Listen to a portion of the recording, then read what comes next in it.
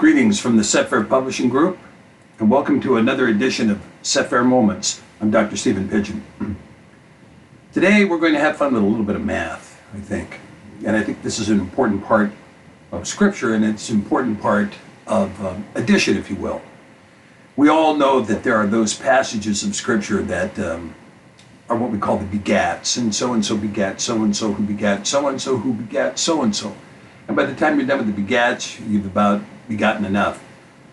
But there is a passage in Matthew that becomes very, very critical, and it's a very important part of the Cepher, and a part that differentiates the Cepher from most scriptures in the world today.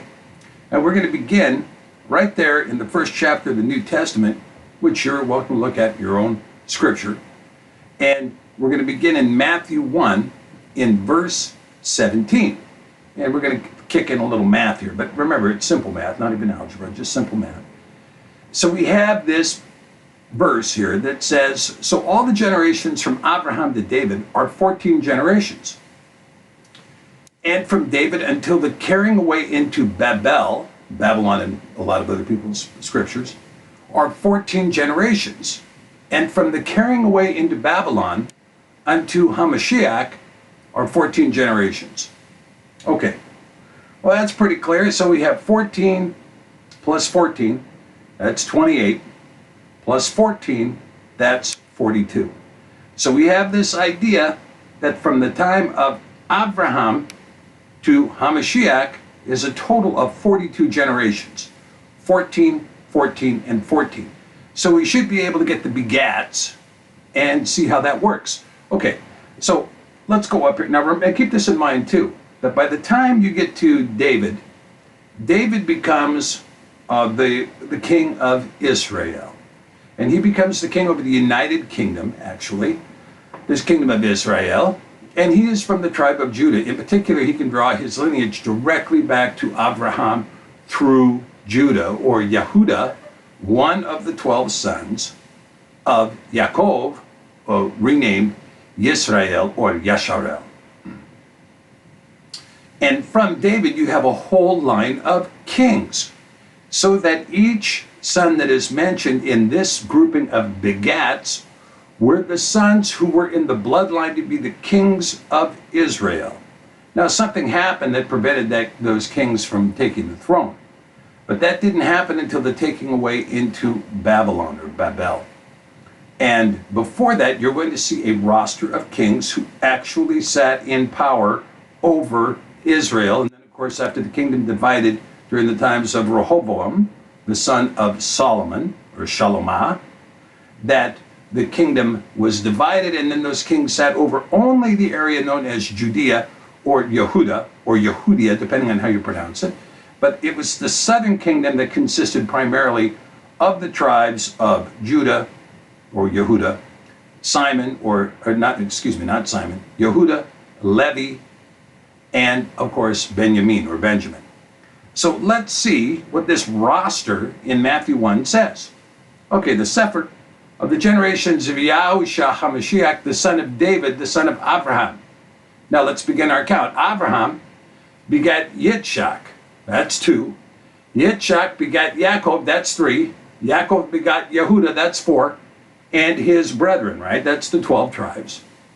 And Yehuda begat Peretz, or Pharez. Now that's 5. Now, Pharez, this becomes a very important thing, because you're going to see that there were the twins of Judah, Pharez or Peretz, and his brother Zerach or Zara of Tamar.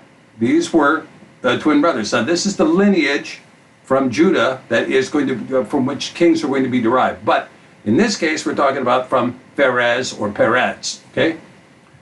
Because the next line says, and Peretz begat Hetzron, that's 6. Hetzron begat Aram. Aram begat Aminadab. Aminadab begat Nachshon. Nachshon begat Salma, that's 10. Salma begat Boaz, that's 11. Of Rachav. Boaz begat Oved, that's 12. Oved begat Yishai, that's 13. And Yishai begat David, that's 14. Okay, so going back here to Mattithyahu, chapter 1, verse 17. So the generations from Abraham to David are 14. Boom, we've got that. We can count it right there, it's 14. Now, let's see what happened. David the king, the first king of Judah, the first Judean king to hold the throne, and then every king until the Maccabees, of course, sat under this kingdom of David. Now David begat Shalomah. Okay, that's one. Shalomah begat Rehavam, or Rehoboam, as your text may say. That's two. Rehoboam begat Abiyahu. That's three. Abiyahu begat Asa. That's four. Asa begat Yahushaphat. That's five. Yehoshaphat begat Yoram. That's six. Yoram begat Uzziyahu. That's seven. Uzziyahu begat Jotham. Jotham begat Achaz. That's nine. Achaz begat Yechizkiyahu, or Hezekiah. Yechizkiyahu. That's 10. And Yechizkiyahu begat Manasseh. And Manasseh begat Ammon. That's 12. Who begat Yoshiyahu. That's 13. Yoshiyahu begat Yekoniah. And Yekoniah now is 14. Yekoniah is 14. And it says here, Yekoniah and his brethren. This is very important, because when you go and you look at this discussion in Chronicles talking about this, you see Yekoniah, you see Jehoiakim, you see Jehoiakim, and you see Zedekiah. Okay, all of these were the brethren of Yekoniah. Yekoniah was the rightful heir and the one to hold the throne. But Yekoniah is number 14. So, again, going back to Matthew 1:17, so all the generations from Abraham to David are 14 generations, and from David into the carrying into Babel are 14 generations. We see that, Yekoniah being number 14, carried away into Babylon, 14 generations. So far, Matthew 1:17 is deadly accurate. Okay. Now, the scriptures are going to reckon the bloodline here after Yekoniah and not after Zedekiah. Remember, Zedekiah was killed with all 7 of his sons. All 7 of his sons were killed in front of him, and then his eyes were put out. Pretty important part of this history. Okay. All right, now, when we get into this, let's see what it says. After they were brought to Babel, this is in Matthew 1, verse 12. After they were brought to Babel, Yekoniah begat Shealtiel. And Shealtiel begat, that's one. Shealtiel begat Zerubbabel. Now Zerubbabel was the one who rebuilt the second temple, okay? That's 2. Zerubbabel begat Abihud, that's 3. Abihud begat Eliakim, that's 4. Eliakim begat Azur, that's 5. Azur begat Zadok, that's 6. Zadok begat Joachim, that's 7. Joachim begat Eliel, that's 8. Eliel begat Eleazar, that's 9. Eleazar begat Matan, that's 10. Matan begat Yaakov, that's 11. Yaakov begat Yosef, that's 12. Now, in your text, it says Yaakov, the husband of Miriam. Now, as we all know, those of us who are informed about lineage, you know that the lineage doesn't pass from the husband to the wife. The wife may marry in, but the lineage of the husband does not pass to the wife. She has her own lineage. She has her own father. She has her own mother. So when you're talking about Yosef, that's number 12, the husband of Miriam, that's end of discussion. Except that you would say, okay, and of whom was born Yahusha, who was called HaMashiach. Okay, that's 13. That's 13. That's not 14, that's 13. That's not 14, that's 13.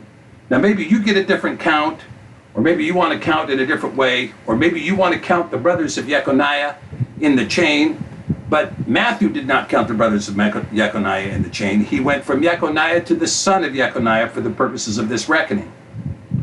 Now, in addition to that, if this is the reckoning of Yosef, the husband of Miriam, then we should be able to find a second witness to this reckoning that puts him in the direct lineage of Shalomah, king of Judea. Does that happen? And the answer is, no, it doesn't. Now, in the Cepher, you're going to see that it says something different. It says in Mattithyahu, chapter 1, verse 16, and Yaakov begat Yosef, the father of Miriam. et Yosef, the father of Miriam. Yes, her father's name was also Yosef. Now, Yosef, that makes him number 12, Miriam number 13, and Mashiach number 14. So that the text in Mattithyahu 1, verse 17, is deadly accurate when it says that from the carrying away from Babel unto HaMashiach are 14 generations. Not accurate in your text if your text says Yosef, the husband of Miriam. Now, just to make this point a little bit more conclusive, let's take a look at the 55 generations that are stated for Yosef. Okay? Now, Yosef, excuse me, I went a little too far here. Yosef's lineage is set forth in the Besorah of Lucas. That is, the Gospel of Luke. Okay?